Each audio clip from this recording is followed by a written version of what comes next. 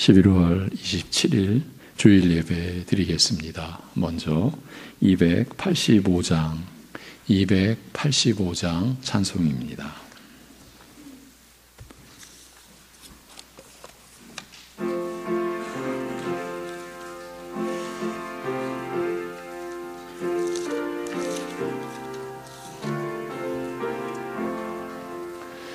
주의 말씀 받은 그날 참 기쁘고 복되도다. 이 기쁨만 못 이겨서 온 세상에 전하노라. 기쁜 날 주 나의 죄 다 씻은 날 늘 깨어서 기도하고 늘 기쁘게 살아가리. 기쁜 날 주 나의 죄 다 씻은 날 이 좋은 날 내 천한 새 사람이 되었으니 이 몸과 마음 다 바쳐서 영광의 주를 섬기리. 기쁜 날 주 나의 죄 다 씻은 날 늘 깨어서 기도하고 늘 기쁘게 살아가리. 기쁜 날 주 나의 죄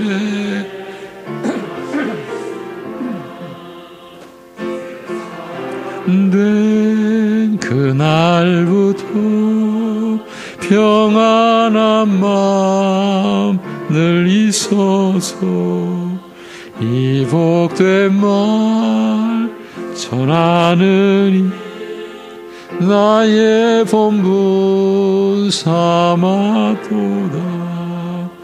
기쁜 날 주 나의 죄 다 씻은 날 늘 깨어서 기도하고 늘 기쁘게 살아가리. 기쁜 날 주 나의 죄 다 씻은 날. 아멘.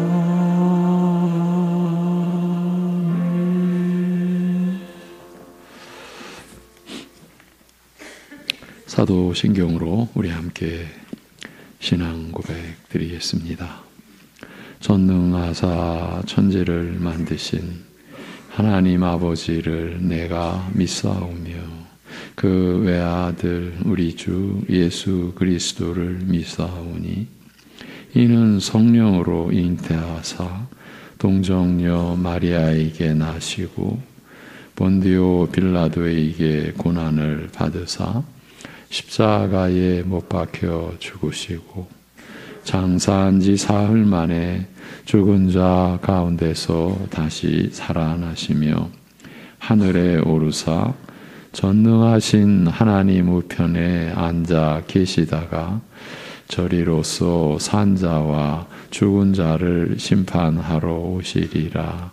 성령을 믿사오며 거룩한 공회와 성도가 서로 교통하는 것과 죄를 사하여 주시는 것과 몸이 다시 사는 것과 영원히 사는 것을 믿사옵나이다. 아멘.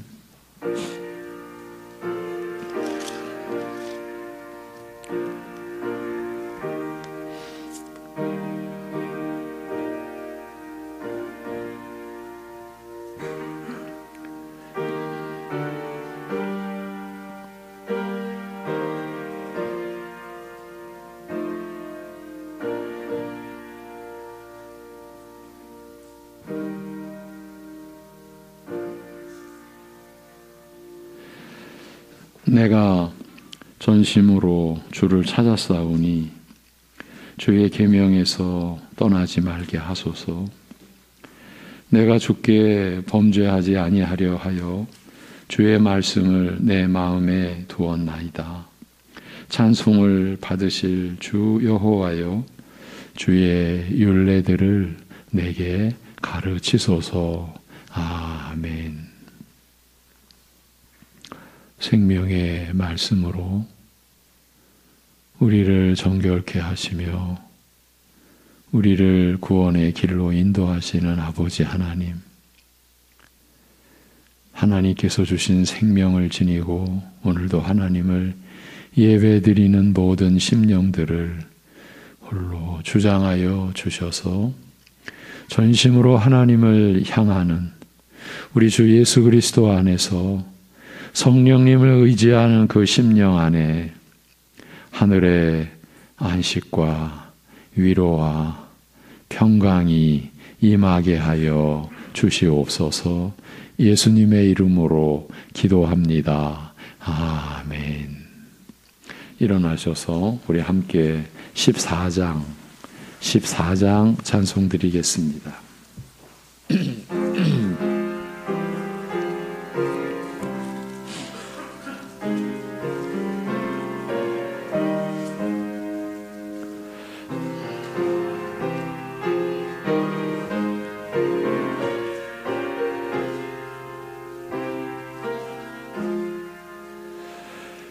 우리 하나님 하늘에 계시니 온 천하 만민 주 앞에 찬송하네. 이 천지 만물도 주 앞에 엎드려 그 거룩하신 이름을 늘 높이네. 주 언약하신 것 끝까지 지키니 저 하늘나라 향하여 곧 가리라. 주 얼굴 배울 때 내 맘이 기쁘고 영원히 주의 영광을 찬양하리. 왕의 왕 되신 주 하늘에 계시니 이 세상 죄악 이기신 구주 예수. 저 천군 천사들 주옹위하고서 무성도 함께 영원히 찬기네. 성삼위일체케 승리한 무리들 다 기쁜 소리 높여서 감사드려. 창조주 하나님 내 주님 되시니 주 앞에 나도 엎드려 경배하네.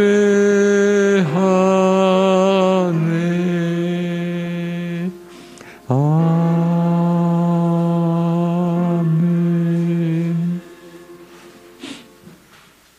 교동문은 9번 교동문입니다. 시편 15편.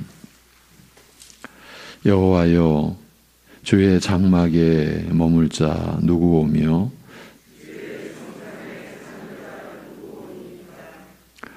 정직하게 행하며 공의를 실천하며 그의 혀로 남을 허물하지 아니하고 그의 이웃에게 악을 행하지 아니하며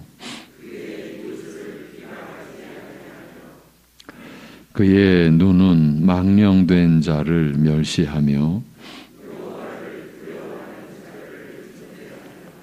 그의 마음에 소원한 것은 해로울지라도 변하지 아니하며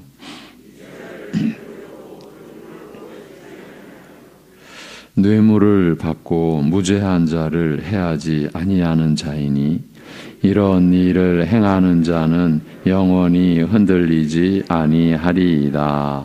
아멘.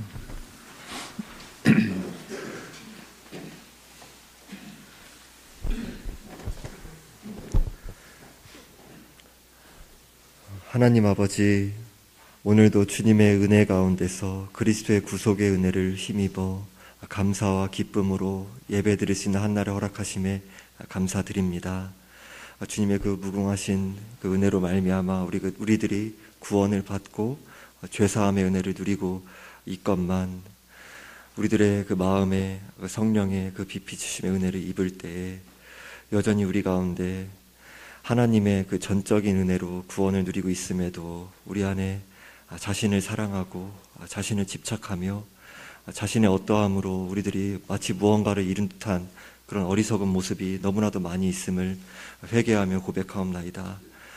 하나님 아버지, 우리들이 하나님께 받아 누리고 있는 온갖 은혜의 그 선물들이 다 하나님으로부터 온 것인데 우리들이 삶 가운데 허락된 환경들, 또 돈과 또 권력과 또 명예와 그리고 우리들의 재능과 그리고 우리들의 직분과 우리들의 그 섬김과 봉사와 그리고 심지어 우리들의 경건과 우리들의 어떠한 자신이 굳게 붙잡고 있는 자신의 어떠한 그런 성품까지도 하나님께서 다 허락하시고 하나님께서 성령께서 우리 안에 일하셔서 빚어가시고 우리 가운데 이루어 가신 일임에도 불구하고 자신을 자랑하고 자신을 사랑하고 그것을 놓지 못하여서 주님께 전적으로 의존하며 나아가지 못하는 연약한 우리의 인생들을 불쌍히 여겨주시고 회개하오니 우리를 새롭게 하여 주시고 우리의 그 어떠함을 모두 내려놓고 주님께만 소망을 둘 수 있도록 은혜를 베풀어 주옵소서. 하나님 아버지, 이 시간 또 예배의 자리에 나온 성도들 여러 가지 삶의 환경들 가운데서 여러 고민들과 문제들과 환난과 질병과 여러 아픔들 가지고 또 이 자리가 나온 줄 압니다.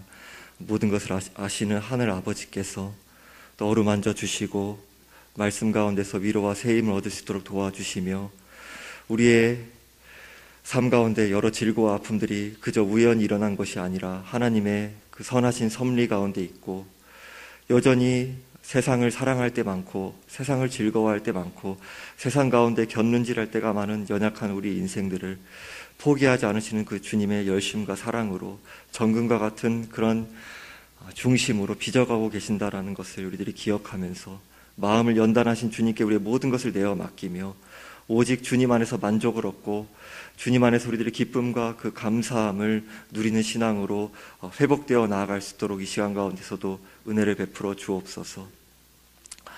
하나님 아버지, 이 시간 가운데 말씀을 듣습니다. 말씀 전하시는 목사님께 성령의 큰 권능으로 함께하여 주시고 선포되는 말씀을 우리들이 흘려받지 아니하고 우리들이 살아계신 하나님의 말씀으로 받을 수 있도록 우리 가운데 부드러운 마음을 허락하여 주옵소서. 우리들의 자아중심적인 마음이 이 시간 예배 시간을 통하여서 하나님 나라를 구하는 중심으로 전환되게 하여 주시고 하나님의 영광을 위한 그 열정이 우리 가운데 부어지며 주님의 말씀을 향하여서 힘있게 우리들이 나아가는 시간 될 수 있도록 역사하여 주옵소서. 오직 주님께서만 홀로 영광 받아 주옵시오며 살아계신 우리 주 예수 그리스도의 이름으로 기도드립니다. 아멘.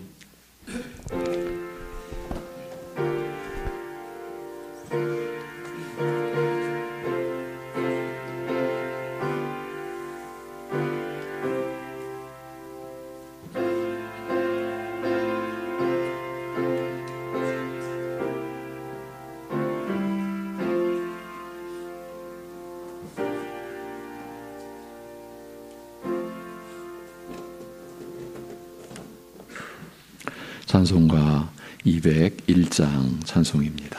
201장.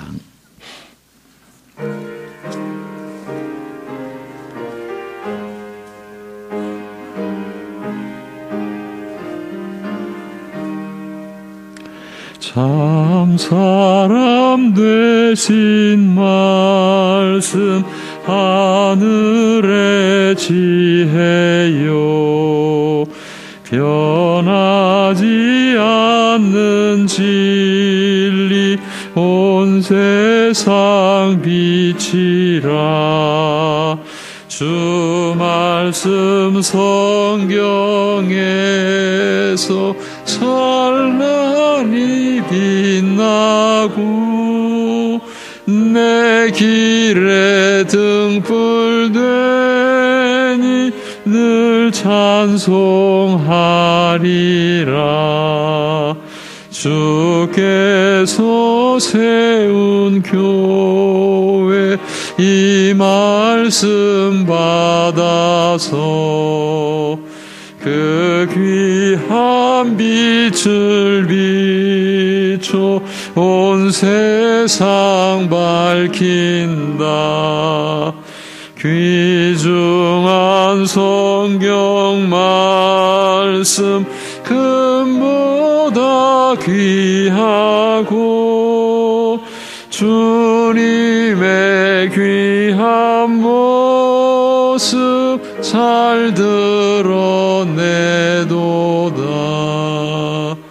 이 말씀 깃발처럼 드높이 날리니 어두운 바다 위에 등대와 같도다.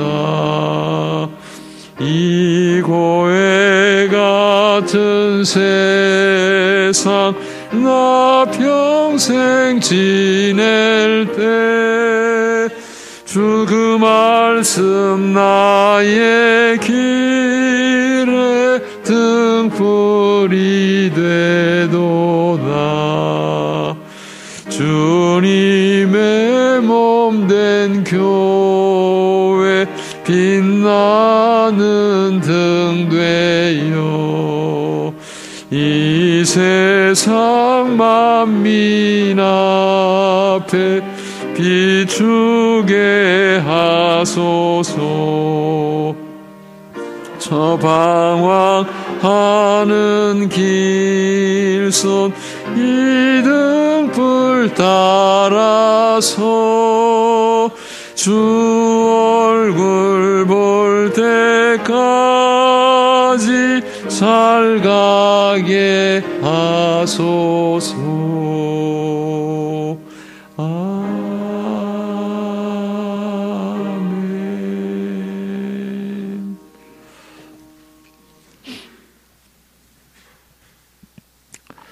어디로 와서 어디로 가는지 알 수 없는 무지한 인생 가운데 하나님의 창조의 섭리와 생명의 진리의 말씀을 통해서 우리가 어떻게 사람이 되었고 어떤 길로 가는지를 밝혀주신 아버지 하나님, 우리가 그 영원한 생명의 길을 가게 하셨사오니 우리 힘으로는 우리의 것으로는 하나도 이룰 수 없는 그 생명과 진리의 길을 우리가 가는 것을 늘 기억하게 하시고 하루하루 우리가 눈을 뜨고 눈을 감는 그 하루의 삶의 생명도 세상 것도 아니고 내 것도 아니고 오직 하나님께서 우리에게 주신 생명임을 늘 감사하게 여기고 그래서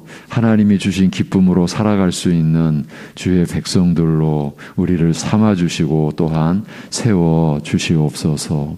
아버지 하나님, 세상을 통해 육신을 통해서도 우리의 무지함과 연약함과 허망함을 그렇게도 알게 하여 주시지만 우리는 눈을 감고 때로는 귀를 닫아버리고 마음을 스스로 닫아버리고 자기가 취하고 싶은 것, 자기가 지니고 싶은 것만 지니고자 하는 그 완고함과 패역함을 긍휼히 여겨주시고 주의 말씀에 그 빛 앞에 우리의 어두운 마음을 내어놓고 주님이 우리를 비춰서 보여주시는 우리의 실상과 그럼에도 우리를 얼마나 사랑하시는지 우리를 향한 하나님의 사랑을 우리가 더 알아가는 하루하루 되게 인도하여 주옵소서.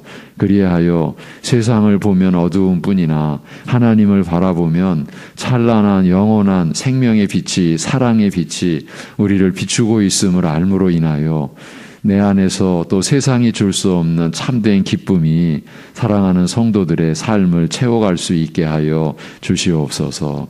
우리가 그러한 은혜를 받았기에 오늘도 어렵고 고통스러운 중에서도 11조를 구별하여 드리며 감사의 고백을 담고 주님의 나라를 섬기기 위하여 또 일용할 양식을 따라 감사의 예물을 추수감사의 예물을 하나님 앞에 올려드리오니 긍휼히 여기사 미쁘게 보시고 받아 주시옵시고 우리의 영혼을 받으신 것처럼 하나님께서 그 물질 위에도 함께 해주시고 하나님께서 이 헌신된 마음을 가지고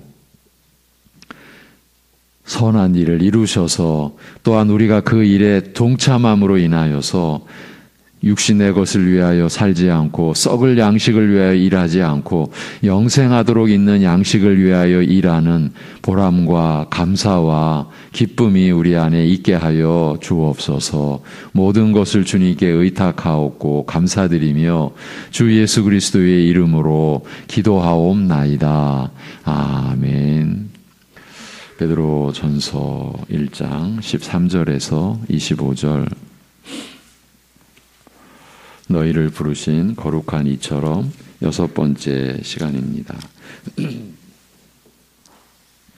베드로전서 1장 13절에서 25절입니다. 그러므로 너희 마음에 허리를 동이고 근신하여 예수 그리스도께서 나타나실 때에 너희에게 가져다 주실 은혜를 온전히 바랄지어다. 너희가 순종하는 자식처럼 전에 알지 못할 때에 따르던 너희 사욕을 본받지 말고 오직 너희를 부르신 거룩한 이처럼 너희도 모든 행실에 거룩한 자가 되라 기록되었으되 내가 거룩하니 너희도 거룩할지어다 하셨느니라. 외모로 보시지 않고 각 사람의 행위대로 심판하시는 이를 너희가 아버지라 부른즉 너희가 나그네로 있을 때를 두려움으로 지내라. 너희가 알거니와 너희 조상이 물려준 헛된 행실에서 대속함을 받은 것은 은이나 금같이 없어질 것으로 된 것이 아니요 오직 흠없고 점없는 어린 양 같은 그리스도의 보배로운 피로 된 것이니라. 그는 창세전부터 미리 알린 바 되시니나 이 말세에 너희를 위하여 나타내신 바 되었으니 너희는 그를 죽은 자 가운데서 살리시고 영광을 주신 하나님을 그리스도로 말미암아 믿는 자니 너희 믿음과 소망이 하나님께 있게 하셨느니라. 22절부터 함께 읽겠습니다. 너희가 진리를 순종함으로 너희 영혼을 깨끗하게 하여 거짓이 없이 형제를 사랑하기에 이르렀으니 마음으로 뜨겁게 서로 사랑하라. 너희가 거듭난 것은 썩어질 씨로 된 것이 아니요 썩지 아니할 씨로 된 것이니 살아있고 항상 있는 하나님의 말씀으로 되었느니라. 그러므로 모든 육체는 풀과 같고 그 모든 영광은 풀의 꽃과 같으니 풀은 마르고 꽃은 떨어지되 오직 주의 말씀은 세세토록 있도다 하였으니 너희에게 전한 복음이 곧 이 말씀이니라. 아멘. 이 본문으로 3번의 말씀을 전한 후에 다시 6번에 걸쳐 되돌아보고 있는데 오늘로 마무리하려고 합니다. 그리스도의 부활로 말미암아 중생케 하사 우리로 하여금 산 소망을 얻게 하시고 썩지 않고 쇠하지 않는 하늘의 기업을 잊게 하신 그 은혜를 찬송하는 곳으로 편지를 시작하였습니다만 1장을 마감하면서 썩지 아니할 시 곧 하나님의 살아있고 항상 있는 말씀으로 거듭나게 하신 은혜를 재차 언급하고 있습니다.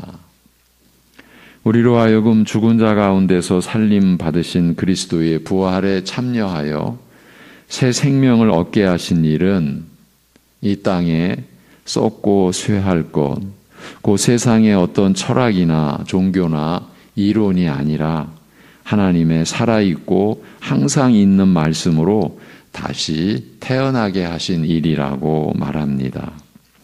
죄와 죽음 앞에서 무력한 사람의 말과는 달리 하나님의 말씀은 살아 역사하여 죄로 죽은 자를 살리는 생명의 말씀이라 사람과 그 자랑하는 모든 영광은 풀과 꽃처럼 시들고 떨어지나 하나님의 말씀은 쇠하거나 변하지 않고 항상 그대로인 영원한 말씀이라 바로 이런 복음의 말씀으로 거듭나게 하셨다고 말합니다. 여러분에게 일어난 일에 대한 진술입니다. 오늘 이 내용을 다시 돌아보겠는데 그 앞서 지난 시간 2주 전이지요. 그때 나눈 말씀이 아무리 생각해도 너무 감사한 내용이라 간략하게라도 상기시켜 드리도록 하겠습니다. 22절 너희가 진리를 순종함으로 너희 영혼을 깨끗하게 하여 거짓이 없이 형제를 사랑하기에 이르렀으니 마음으로 뜨겁게 서로 사랑하라는 말씀입니다. 너희가 진리를 순종함으로 너희 영혼을 깨끗하게 하여라고 한 내용이 바로 복음의 진리에 순종하여 믿음으로 받아들임으로써 너희가 입은 은혜는 바로 너희의 영혼이 깨끗하게 된 것이라는 뜻이라고 했습니다. 우리 신자가 복음의 진리를 받아들임으로써 믿음으로 받아들임으로써 구약의 레위기에서 그처럼 강조하는 성결의 은혜를 입게 된 사실을 알린 것이라고 했습니다. 이 얼마나 놀라운 사실입니까? 그렇지만 이 내용이 너무 낯설다는 점이 우리가 안고 있는 현실적 문제라고 여겨져서 이 내용을 뒷받침해 줄 수 있는 다른 본문을 통해서 도움을 받는 것이 꼭 필요하다고 보았습니다. 바로 요한복음 13장 1절에서 11절입니다. 소위 세족식으로 많이 알려진 구절입니다. 여기서 예수님께서 친히 제자들의 발을 씻기신 뜻을 헤아린다면 주께서 나를 씻어 깨끗하게 하시기 전에는 내가 주를 섬길 수 없다는 사실을, 주께서 나를 씻어 정결케 하신 그 은혜가 나로 하여금 주를 섬기게 하는 힘과 바탕임을 알리신 것이 아니겠냐고 했습니다.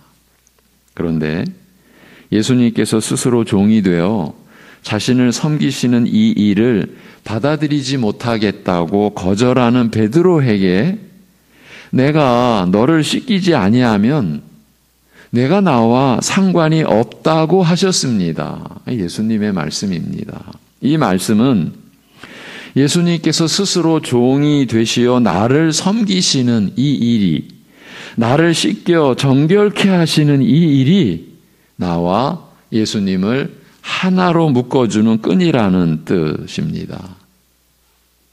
내 생애를 완전히 바꾸어 놓는 변화가 살 가치와 의미가 없던 허망한 삶을 새 소망으로 채워 평안과 기쁨이 충만한 삶이 되게 하는 변화가 바로 예수님께서 스스로 종이 되어 나를 씻기시는 이 은혜로서, 내 죄를 씻어 정결케 하시는 이 은혜로서 가능해진다고 하신 것입니다. 여러분, 우리는 우리를 못 씻습니다. 우리가 씻고자 평생 신앙생활 몸부림치며 하는 거 아니다는 그 뜻입니다. 누가 자기의 죄를 씻을 수 있겠습니까? 내가 종이 되어 섬기는 이 섬김을 받지 않으면 나와 상관없다는 예수님의 말씀에 너무 당황한 베드로가 주여, 그러면 내 발뿐 아니라 손과 머리도 씻겨 주옵소서라고 아뢰었습니다. 이런 베드로를 향하여 예수님께서는 이미 목욕한 자는 온몸이 깨끗하니 발밖에 씻을 필요가 없느니라고 이르셨습니다. 온몸을 씻겨달라는 베드로의 말에 목욕한 자는 발밖에 씻을 필요가 없다라고 하신 말씀은 이미 베드로는 목욕한 자라 온몸을 물속에 담가서 씻듯이 그의 전부가 근본적으로 주의 이런 섬김으로 씻김을 받은 자라는 뜻이었습니다. 바로 예수님께서 이 말씀을 하신 것입니다. 이제 몇 시간 뒤 예수님을 다 버리고 도망갈 제자들인데, 그런데 그의 근본은 주의 섬김으로 씻김을 받은 자라. 여러분, 너무나 놀라운 내용 아닙니까? 우리가 헤아릴 수 없이 주를 배반하고 주의 율례를 어기며 살면서도 오늘 우리가 살아서 예배를 드린다라고 하는 것이 우리는 측량할 수 없는 하나님의 사랑과 은혜로 인한 건 아니겠습니까? 베드로 사도도 마찬가지고요. 그런데 그에게 이렇게 말씀하시는 거예요.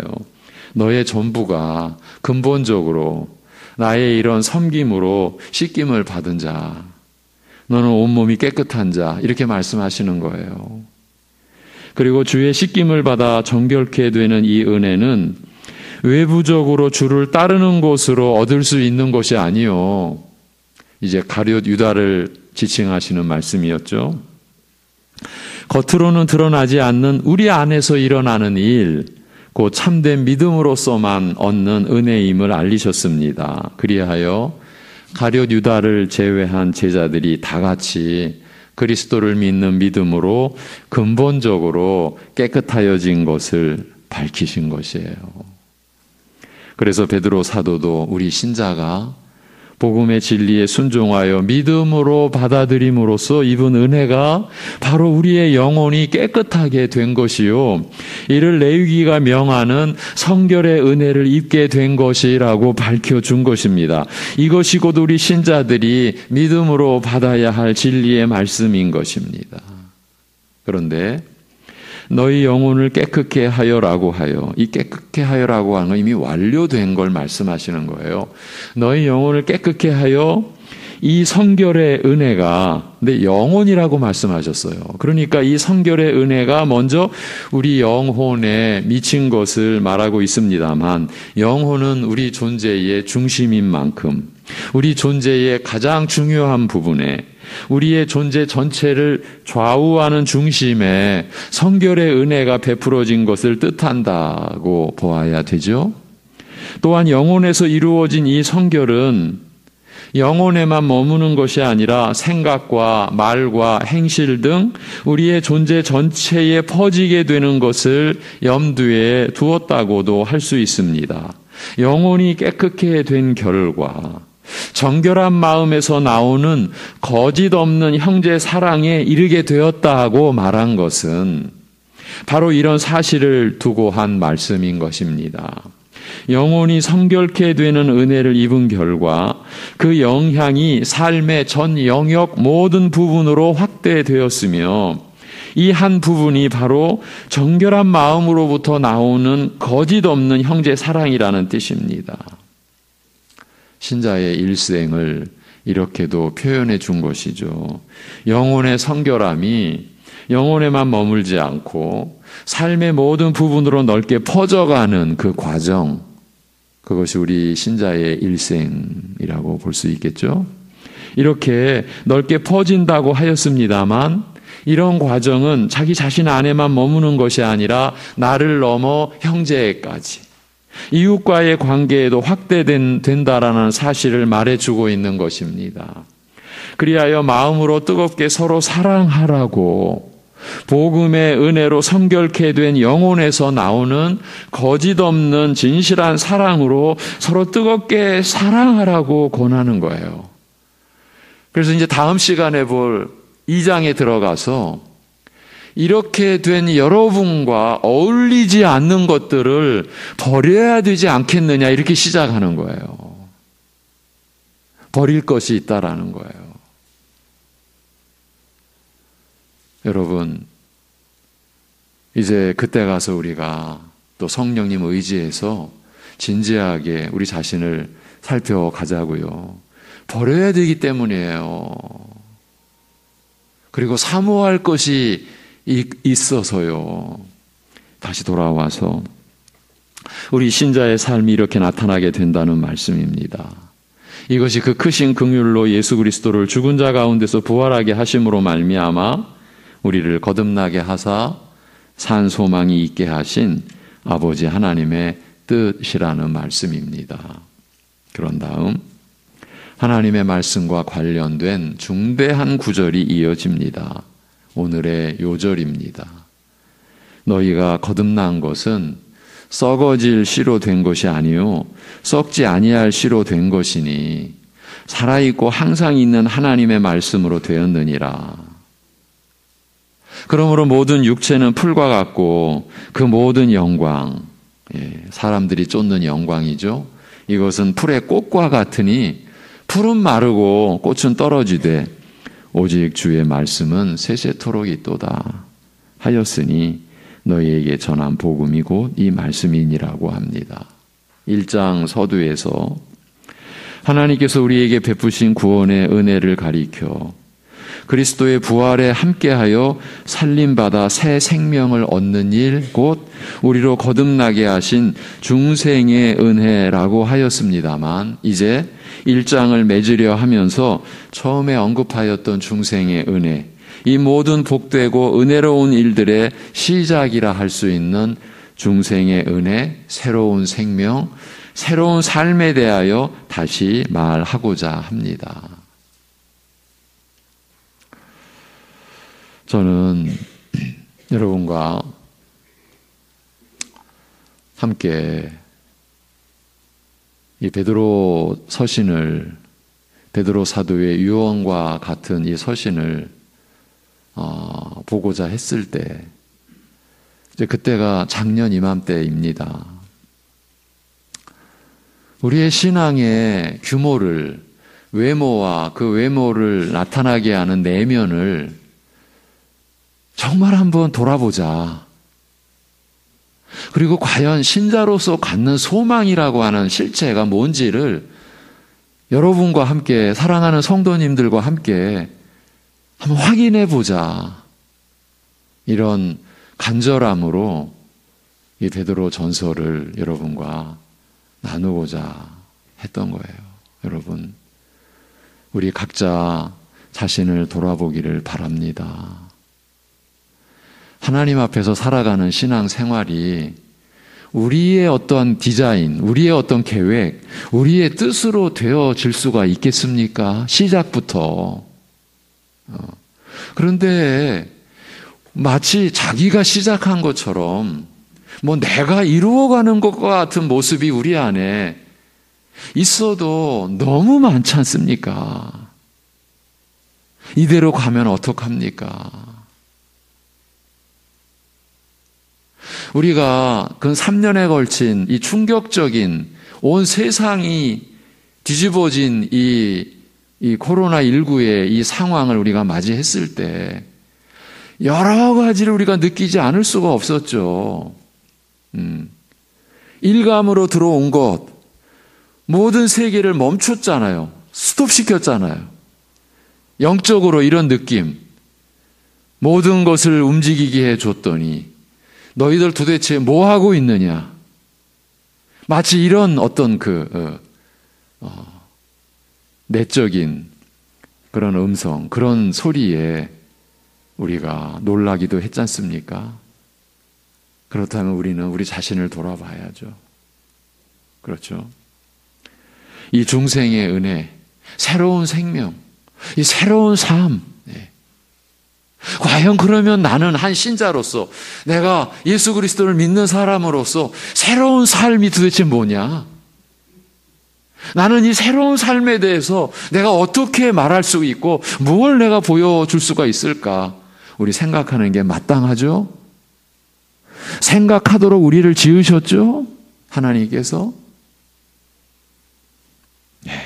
그런데 이제 다시 돌아와서 앞에서는 하나님께서 우리로 중생하게 하신 은혜가 죽은 자들 가운데서 아들을 다시 살리신 부활을 통하여 베푸신 것이었다. 즉 우리 믿는 자로 하여금 죽은 자 가운데서 살림 받으신 그리스도의 부활에 함께 참여하게 하심으로써 우리도 살림 받게 하신 은혜로 말하였습니다만, 여기에서는 이제 1장 마무리 부분에서는 이 일은 하나님의 말씀으로 베푸신 은혜라고 말하고 있습니다. 앞에서는 그리스도의 부활을 통하여 우리로 중생케 하셨다고 말하는 반면 여기에서는 하나님의 말씀으로 중생케 하셨다라고 하니 이 서로 다른 내용이라고 오해할지 모르겠으나 사실은 서로 다른 것이 아닙니다. 왜냐하면 하나님께서 그리스도의 부활을 통하여 우리로 중생케 하시는 그 일을 하나님의 말씀으로 이루시기 때문입니다. 우리로 하여금 그리스도의 부활에 참여하게 하심으로써 그리스도와 함께 다시 살림을 받게 하사 새 생명을 얻게 하신다라고 하였습니다만, 이 일은 하나님의 말씀 곧 복음을 전하여 듣고 믿음으로 받아들이는 것을 통해서 이루어지는 것입니다. 아무리 강조해도 지나치다고 할 수 없는 내용을 우리가 지금 나누고 있다고 여기셔야 합니다. 물론 단순히 어떤 말을 듣고 믿음으로 받아들인다고 해서 그것이 죄로 죽은 우리를 다시 살림받게 하는 것은 아니지 않습니까? 그렇죠. 그건 아니며 말씀이 전해지고 이 말씀이 믿음으로 받아들여지는 전 과정에 성령께서 말씀과 함께 역사하셔야 죄로 죽은 영혼이 다시 살림받는 이적이 가능한 것입니다. 그러므로 중생을 가리켜 성령으로 거듭나는 일, 성령으로 다시 태어나는 일이라고 예수님께서 말씀하신 것입니다. 그리고 너희가 거듭난 것은 썩어질 씨로 된 것이 아니요 썩지 아니할 씨로 된 것이니 살아있고 항상 있는 하나님의 말씀으로 되었다라고 한 것은 우리 믿는 자의 영혼으로 하여금 거듭나게 하는 것은 썩어질 씨를 뿌려서 싹트게 된 것이 아니라, 말하자면 이 땅에 속한 어떤 힘이나 능력으로 사람의 머리에서 나온 무슨 철학과 종교와 이론으로 된 일이 아니라고 말하는 것입니다. 그 모든 건 다 썩어질 씨다라는 거예요. 썩지 아니할 씨, 이 땅에 속하지 않고 하늘에 속한 씨, 하나님으로부터 나온 씨를 뿌려 싹튼 생명이라. 누가? 여러분이 지금 받으신 그 새 생명이, 그 생명이라 곧 하나님의 말씀을 씨 뿌려 싹트게 된 생명이라는 뜻입니다. 그러니까 하나님의 말씀은 살아있는 말씀이라, 살아 움직여 역사하는 능력의 말씀이라는 뜻입니다. 또한 항상 있는 말씀이라고 잠시 있다가 사라지는 허망한 것이 아니라 언제까지나 머물러 있는 영원한 말씀이라는 뜻입니다. 그러니 우리가 감히 영생을 고백하고 영생을 받은 자로 우리가 믿게 된 것 아닙니까? 영원한 말씀으로 인한 거니까. 그런데 하나님의 말씀으로 우리 안에서 살아 움직이게 하여 죄로 죽은 우리의 영혼을 살리는 힘과 능력을 발휘하게 하는 것은 바로 성령님의 역사인 것입니다. 하나님의 말씀과 성령님의 역사, 오늘 말씀의 주제요, 요지입니다. 성령께서 하나님의 말씀과 함께 역사하여 우리 안에서 죽은 영혼을 살리는 일이 일어나게 하시는 것입니다. 이렇게 성령께서만 우리를 가르쳐 진리에 이르게 하시며, 이처럼 하나님으로부터, 성령님은 하나님이시니까 하나님으로부터 배운 자만이 복음을 깨닫고 이해하는 데 이르는 것입니다. 우리 가운데 어느 누구도 그 자신의 지혜와 능력으로 남을 가르쳐서 하나님께로 인도할 수 없습니다. 하나님께서 세우사 그의 말씀을 가르쳐 전하게 한 자들이 교사, 목사, 그런 자들이 결코 자신의 지혜로 가르치지 못하고 오직 성령께서 가르치시는 것을, 그 성령께서 계시하신 하나님의 말씀만을 가르치되 성령님의 증거하시는 능력과 역사를 따라서만이, 그 은혜만을 의지해서만이 전하고 가르칠 수밖에 없는 이유가 여기에 있는 것입니다. 내가 할 수 있는 일이 아니니까. 또한 사람이 전하는 말씀을 통하여 복음을 깨닫고 믿게 되었음에도 불구하고 이것을 가리켜 하나님으로부터 배운 것이라고 하는 이유도 여기에 있는 것입니다. 여러분, 우리가 살아온 신앙생활의 과정을 돌아보십시오. 지금 우리가 나누는 이 말씀과 어울리지 않는, 이 말씀과 상관없는, 마치 사람이 사람을 일깨우는 것처럼, 마치 거듭나게 해주는 것처럼, 구원을 입혀주는 것과 같은 그러한 소리들. 그래서 주님을 믿는다고 하지만 사람을 붙잡고 있는 우리의 모습들이 얼마나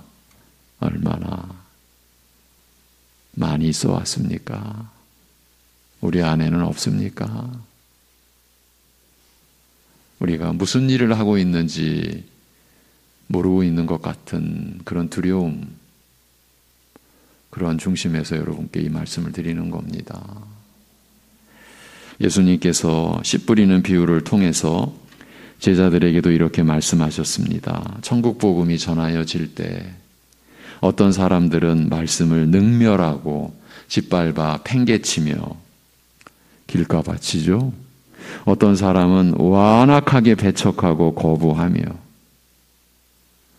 또 어떤 사람들은 잠시 말씀을 기뻐하는 것 같으나 곧 시들어 버리는 등 돌짝밭, 가시떨기밭의 내용이었죠. 이렇게 사람마다 그 모습과 결과가 다른 가운데 너희는, 지금 제자들을 향하여, 너희는 내 말을 믿고 따르는 너희는 어찌해서 천국의 은혜를 누리게 되었는지 아느냐. 그것은 너희에게는 천국의 비밀을 아는 것이 허락되었기 때문이라. 성령께서 너희 마음을 열어 그 은혜를 깨닫게 하시고 믿음으로 영접하게 하셨기 때문이라. 너희가 믿고 경험한 이 모든 것이 하나님의 은혜로 되어진 것이라는 말씀입니다. 이 은혜를 입지 못한 사람들은 그가 경건한 바리새인이요 성경에 능통한 서기관이라 할지라도, 이스라엘을 다스리는 제사장과 장로들이라 할지라도 보기는 보아도 알지 못하며 아무리 들어도 깨닫지 못한다고 말씀하시는 것입니다. 너희가 믿고 경험한 은혜는 이처럼 스스로 경건하고자 하는 노력으로도 많은 성경 지식으로도 얻을 수 없는, 오직 하나님께서 불쌍히 여기사 베푸신 은혜라는 말씀입니다. 오늘 이 말씀을 믿음으로 받고 있는 우리가 바로 이 은혜를 입은 것입니다. 우리를 불쌍히 여기사 베푸신 하나님의 은혜를 입었다는 말입니다. 그렇지만 이 은혜를 입지 못한 이들은 말씀을 보기는 보아도 알지 못하며 아무리 들어도 깨닫지 못하는 것입니다. 안타깝기 그지없지만 이 은혜를 입지 못한 상태에서는 평생 교회를 출석해도 말씀을 믿고 그 은혜를 경험하는 삶을 살지 못합니다. 그러니 어쩌면 외적으로는 더 열심을 낼 수도 있고 보이는 면에서는 더 주목을 받을 수도 있습니다.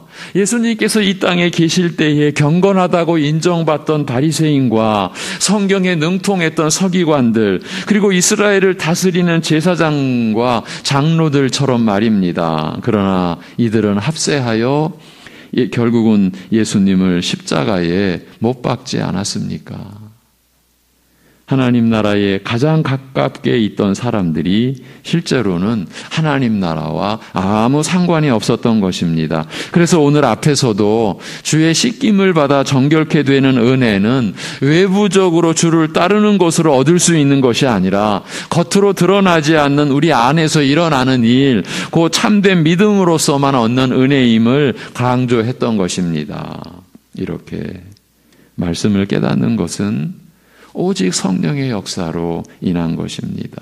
여러분, 하나님의 말씀을 예배를 통해 보고 듣고 그러한 은혜 말고 여러분의 일상 속에서도 하나님의 말씀을 여러분 보시죠? 보셔야죠?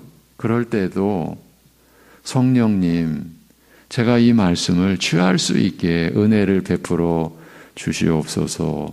우리 마땅히 기도해야죠? 왜? 말씀을 깨닫는 것은 우리 성령의 역사로 인한 것이니까요. 달리 말하면 오직 하나님의 은혜로 인한 것이라는 뜻입니다. 말씀을 통해 한 사람이 자신의 죄를 깨닫고 그리스도의 절대적 필요성을 깨달아 주를 찾게 되는 구원의 과정이 다 성령님의 역사로 인한 것입니다. 이미 거듭나게 하시는 성령의 역사가 일어난 결과로 보아야 한다는 뜻입니다. 그리고 거듭난 신자가 말씀으로 양식을 삼아 성장해 가는 과정, 주를 더 가까이 섬기고 교제하는 삶 전체 또한 성령님의 역사로 말미암는 것입니다. 예수님께서 제자들에게 너희에게는 천국의 비밀을 아는 것이 허락되었기 때문이라. 성령께서 너희 마음을 열어 그 은혜를 깨닫게 하시고 믿음으로 영접하게 하셨기 때문이라고 말씀하신 대로 오늘날 우리가 말씀을 믿어 주를 영접하는 이 모든 것이 하나님께서 허락하신 일이요, 하나님께서 은혜를 베풀어 주신 결과요, 성령께서 역사하신 열매인 것입니다. 이것만이 우리가 믿음을 갖게 되는 유일한 길인 것이니 그리하여 사도 바울도 에베소서에 너희는 그 은혜에 의하여 믿음으로 말미암아 구원을 받았으니 이는 너희에게서 난 것이 아니요 하나님의 선물이라. 행위에서 난 것이 아니니 이는 누구든지 자랑하지 못하게 함이라고 기록해 놓은 것입니다.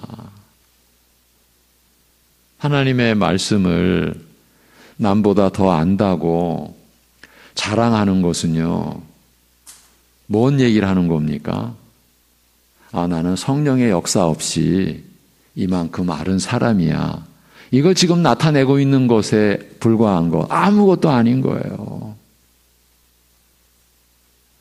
은혜를 경험하지 못한 사람은 그러한 자랑에 귀가 솔깃할 수도 있겠지만 은혜를 경험하며 살아가는 신자들은 그렇게 나오는 사람들이 불쌍한 거예요.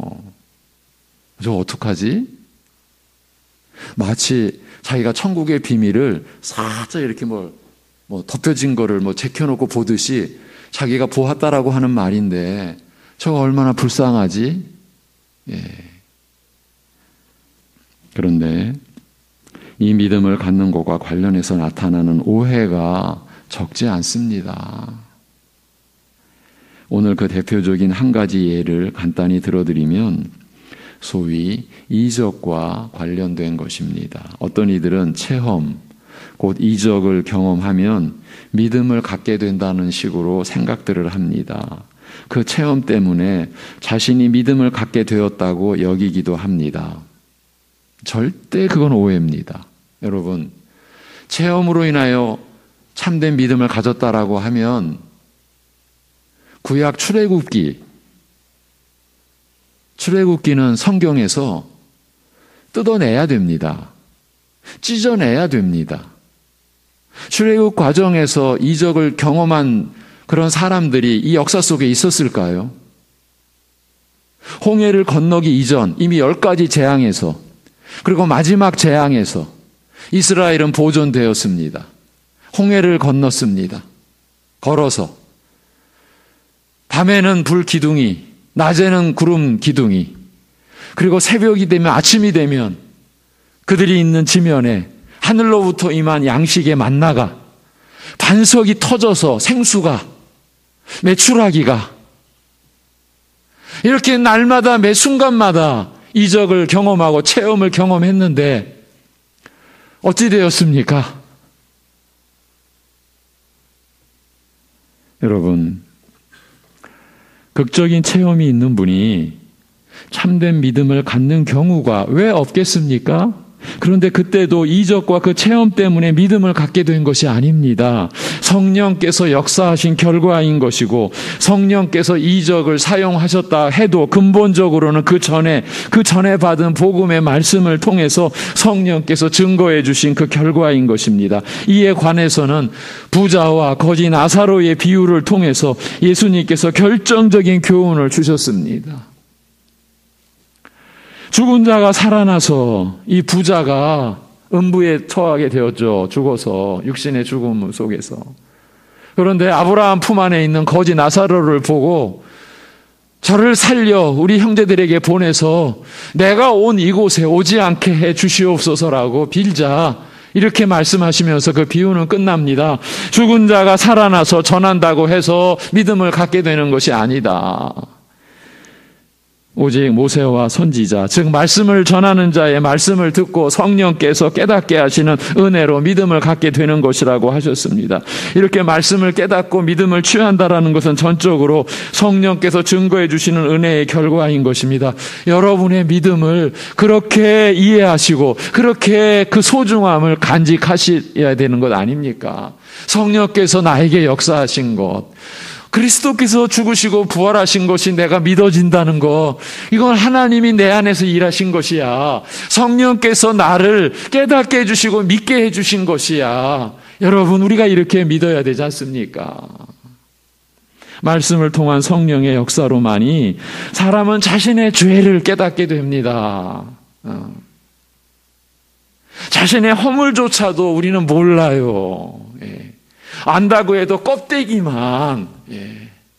오직 성령께서 깨닫게 해주셔야 죄를 깨닫습니다. 그래서 회개하고 그리스도의 은혜를 붙잡는 것, 이것도 오직 성령의 역사로만이 가능한 것입니다. 그리고 말씀의 젖을 먹는 과정을 지나 딱딱한 말씀을 취하고 성장해가는 과정도 성령의 능력을 힘입지 않고는 불가능한 것입니다. 이렇게 본다면 신자된 우리가 기도하지 않고 살 수가 있겠습니까? 모든 것이 하나님의 은혜인 것이니까요. 우리 신자들은요, 사회생활, 직장생활 하면서도 주여, 내가 이 직장에서 이 사회생활 하면서 하나님이 나에게 무엇을 바라시는지 저에게 깨닫게 해주시옵소서, 저를 어떻게 쓰시려고 하시는지 이렇게 기도해야 하는 것 아닙니까? 해야 되지 않겠습니까? 왜? 이 거듭나는 은혜로 살게 하시고 오직 성령께서 믿음을 나타나게 해주셔서 살게 해준 그 믿음으로 내가 지금 그 사회 속에 있으니까요.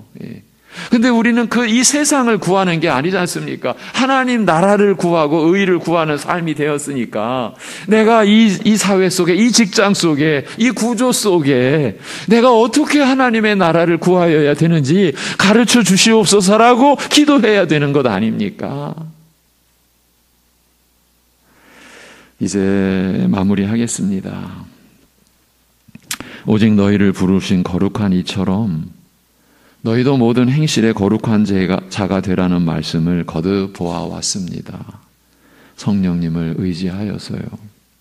죄와 그 두려운 형벌에서 불러내신 목적이 바로 우리를 구원하신 그 하나님을 닮게 하시는 것이라.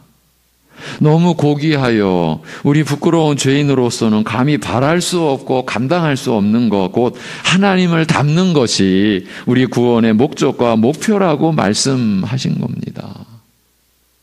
그러니 우리가 하나님만을 바랄 수밖에 없지 않습니까?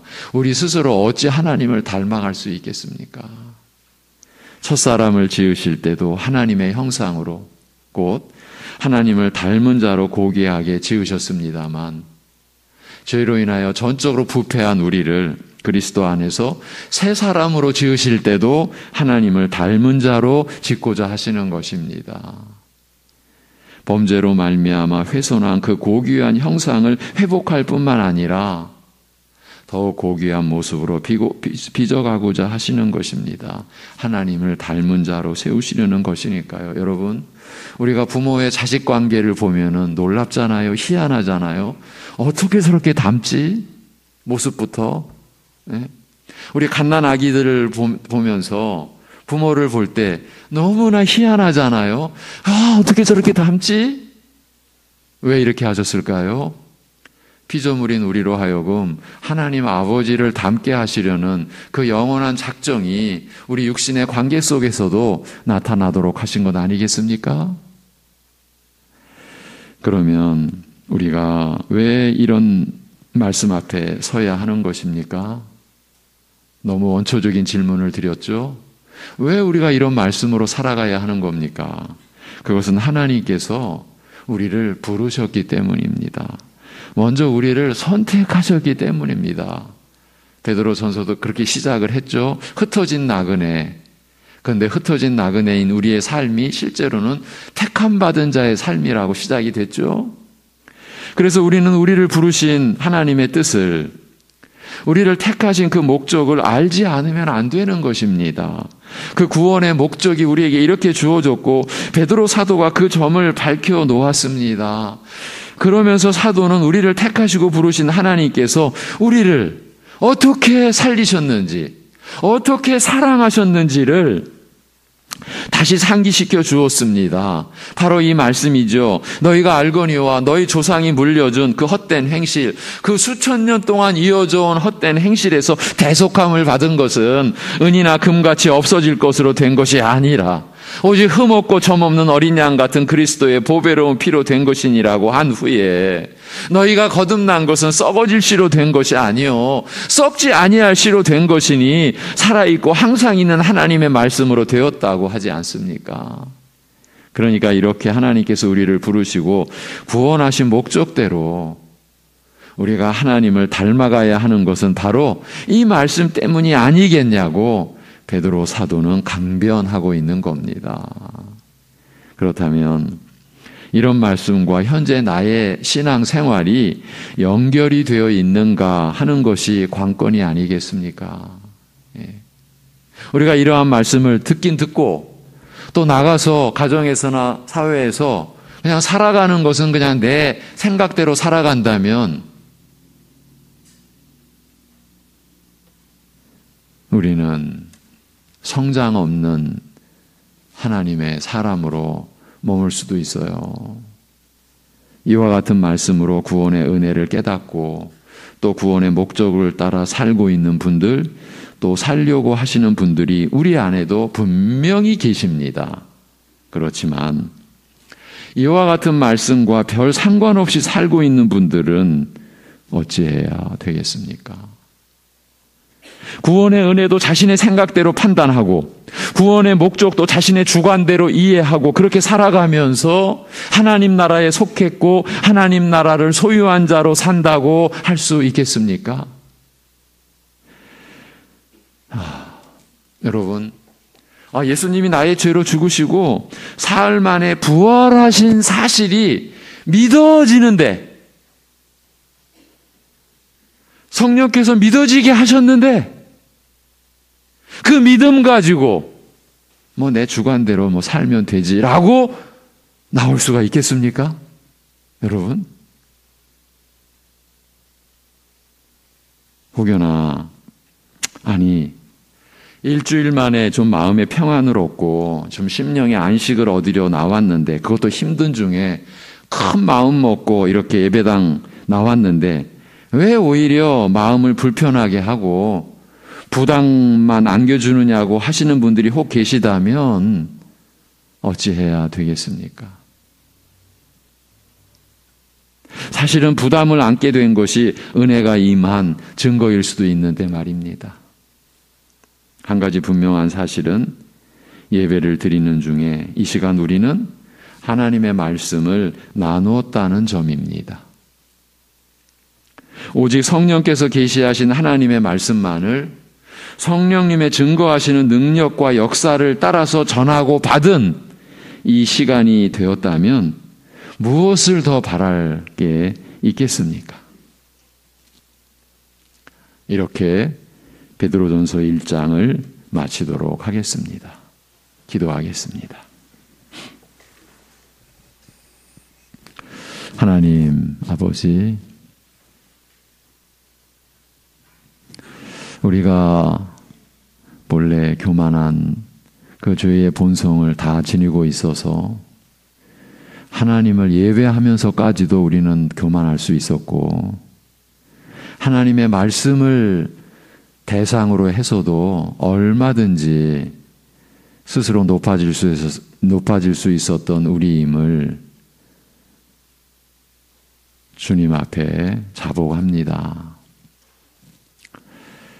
생명의 말씀이 우리 안에 열려지고 깨달아지는 것이 인간이 할 수 있는 일이 아니라 오직 성령께서 하신 일이라는 이 말씀 앞에서 사랑하는 성도들, 나는 너무 말씀이 어려워서, 나는 뭐 배운 게 없어서, 아니면은 나는 많이 배워서 등등 이런 허물과 변명, 핑계를 대지 않고 오직 성령께서 믿게 해주시고 깨닫게 해주시고 그 말씀을 따를 수 있도록 선한 의지까지도 성령께서 우리의 심령을 주관하신다라고 하는 말씀 앞에 바로 나와서 오직 성령님 의지하여 그리하여 이 생명과 진리의 말씀으로 살아가는 우리 모두들 되게 하여 주시옵소서.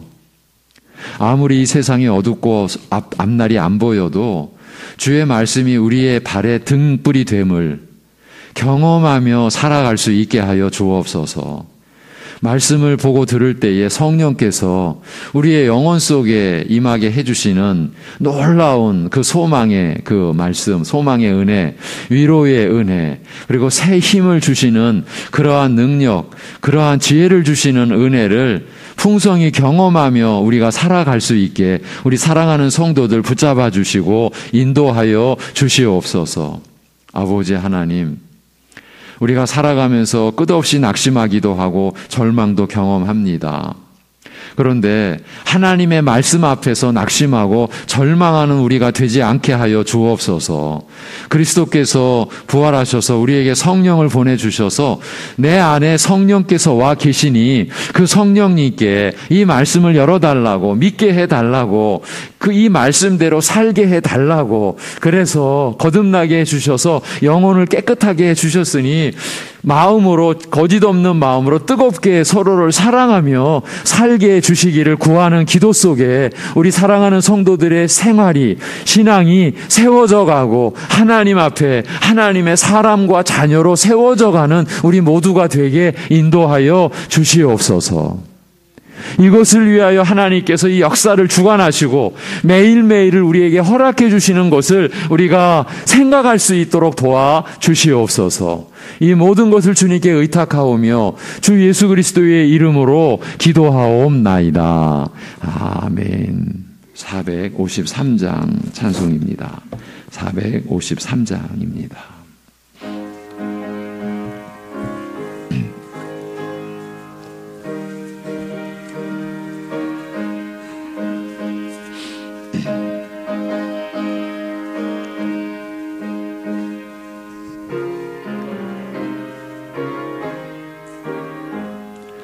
예수도 알기 원하네. 크고도 넓은 은혜와 대속해 주신 사랑을 간절히 알기 원하네. 내 평생의 소원, 내 평생의 소원, 대속해 주신 사랑을 간절히 알기 원하네. 성령이 스승되셔서 진리를 가르치시고 거룩한 뜻을 깨달아 예수를 알게 하소서. 내 평생의 소원, 내 평생의 소원, 대속해 주신 사랑을 간절히 알기 원하네. 성령의 감화 받아서 하나님 말씀 배우니 그 말씀 한 절 한 절이 내 맘에 교훈되도다. 내 평생의 소원, 내 평생의 소원, 대속해 주신 사랑을 간절히 알기 원하네. 예수가 계신 보좌는 영광에 둘려 있도다. 평화의 왕이 오시니 그 나라 왕성하도다. 내 평생의 소원, 내 평생의 소원, 대속해 주신 사랑을 간절히 알기 원하네. 아멘. 교회 소식입니다.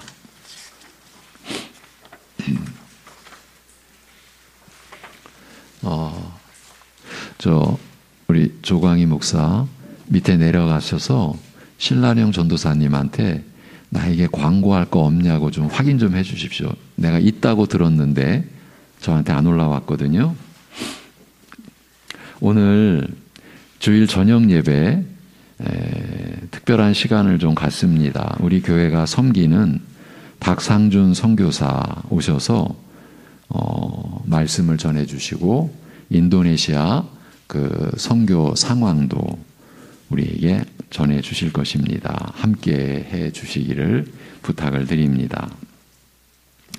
다음 주일 예배 말씀은 이제 2장으로 넘어가서 1절에서 3절 버릴 것과 사모할 것 이 제목으로 말씀을 나누겠습니다. 다음 면 이번 주간은 선교사님을 위하여 우리가 국내국에 이렇게 번갈아 기도를 배치해놨죠. 태국에서 섬기는 하철환 선교사. 제가 여러 번 말씀을 드렸지만 하철환 선교사는 도심지보다는 주로 외곽 그리고 오지에 들어가서 선교지 교회를 세우고 또 후배에게 맡기고 또 안쪽으로 들어가서 이런 식으로 지금 몇 번째 이렇게 저희 동기 선교사인데 정말 열심히 하시는 분입니다.